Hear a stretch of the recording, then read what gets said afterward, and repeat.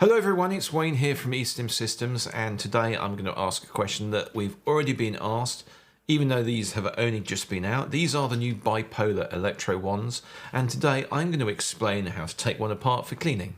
Now these come in two sizes. We have the small and the large. The difference is the small is 1.5 inch head, so it's 1.5 inches across here, and the large is 2 inches across here. So I'm going to take one of these and show you how to take it apart for cleaning. First thing to do is get rid of one of them, so it's gone! Anyway, we take one of these. So you'll find in the base you have two sockets. These sockets are the same as our standard sockets on all of our insertable electrodes, and you need an Allen key or a hex key to undo them. Now you need a 7/32 if you're American, or a number 4 Allen key, and that will be the right size. I have one here, but because I'm an engineer, I don't like using these. I'll use one of these. You'll notice there's two sockets.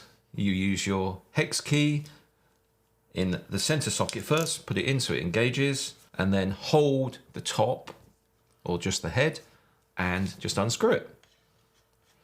It's as simple as that. So unscrew it. You'll notice also that there's an insulator plate. You need to take that off. Don't lose that. And then the big long central bolt comes out. One bolt.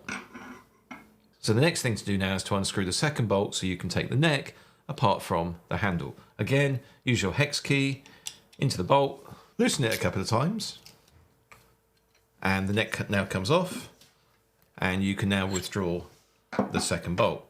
It's that easy. Now the best way to clean these is using hot soapy water. Please don't use caustic cleaning solutions because they are going to attack the aluminium. Please don't put them in your dishwasher. And if you decide to boil them, bear in mind that boiling aluminium will eventually tarnish the aluminium and it'll go slightly darker. So you've cleaned it all. First thing, make sure everything is completely dry. The last thing you want to do is introduce moisture inside. You can potentially cause corrosion. Don't want to do that, so make sure everything is dry. Now the question is, how do you put it all back together? I still have my handy little hex key, so I take the shorter bolt and the handle. The bolt now goes into the outer hole, push it in, hold it with my finger, and you'll notice the neck has a hole and a thread on one end. You now want to engage the thread onto the end of the bolt and just twist it on a couple of turns so it's held. Push it down onto the neck and using your hex key, tighten it up. Making sure, of course, you have the hex key, if you've got one of these posh ones, around the right way.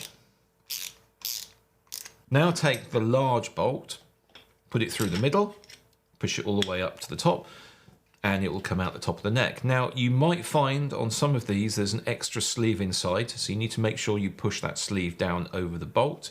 And on the head insulator, which is this little black disc, you'll notice there is an extra ridge on one side. This ridge needs to engage with the neck, so that goes over the bolt and pushes in like so.